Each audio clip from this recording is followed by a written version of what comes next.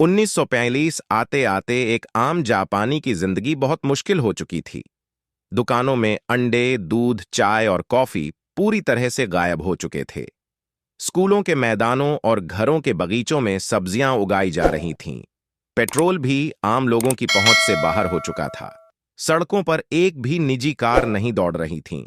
Hiroshima की सड़कों पर हर तरफ साइकिलें, पैदल चलते लोग और सैनिक वाहन दिखाई देते थे। 6 अगस्त 1945 को सुबह 7 बजे जापानी रडारों ने दक्षिण की ओर से आते अमरीकी विमानों को देख लिया। चेतावनी के सायरन बज उठे और पूरे जापान में रेडियो कार्यक्रम रोक दिए गए।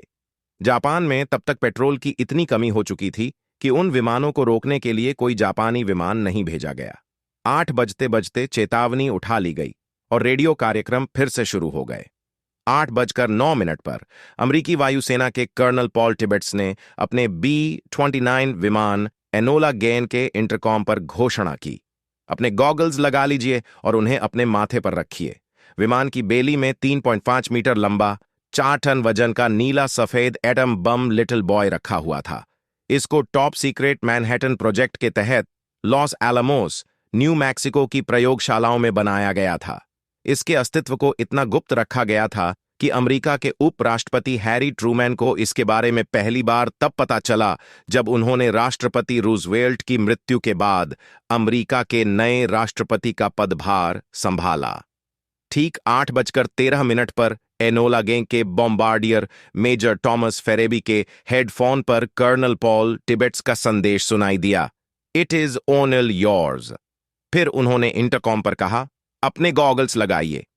फेरेबी को जैसे ही गॉगल्स से अपना लक्ष्य हवाई ब्रिज दिखाई दिया, वो चिल्लाए, "आई हैव गॉट इट।" ठीक 8:15 पर एनोला गे से नाक के बल लिटिल बॉय हिरोशिमा के ऊपर गिरना शुरू हुआ। लिटिल बॉय को एनोला गे से नीचे आने में पूरे 43 सेकंड लगे। तेज हवाओं ने उसका रुख अपने लक्ष्य अवई ब्रिज से 250 मीटर दूर कर दिया और वो शीमा सर्जिकल क्लिनिक के ऊपर फटा। इसकी शक्ति 12,500 टन TNT के बराबर थी और जब यह फटा तो तापमान अचानक 10 लाख सेंटीग्रेड पहुंच गया और ऊपर से डी ग्रेट आर्टिस्ट के पायलट मेजर चार्ल्स स्वीनी ने एक विशाल आग का गोला बनता देखा। शहर के मध्य में एक क्षण के अंदर कंक्रीट इमारतों को छोड़कर धरती के ऊपर मौजूद हर चीज गायब हो गई। विस्फोट का असर इतना तेज था कि ग्राउंड जीरो से 15 किलोमीटर दूर हर इमारत की खिड़कियों के शीशे चकनाचूर हो गए। हिरोशिमा शहर की 2/3 इमारतें 1 सेकंड के अंदर ध्वस्त हो गईं। कई किलोमीटर तक आग की एक आंधी सी फैल गई। एक क्षण में हिरोशिमा की कुल आबादी 2,50,000 के 30% यानी 80,000 लोग मौत की गर्त में समा गए।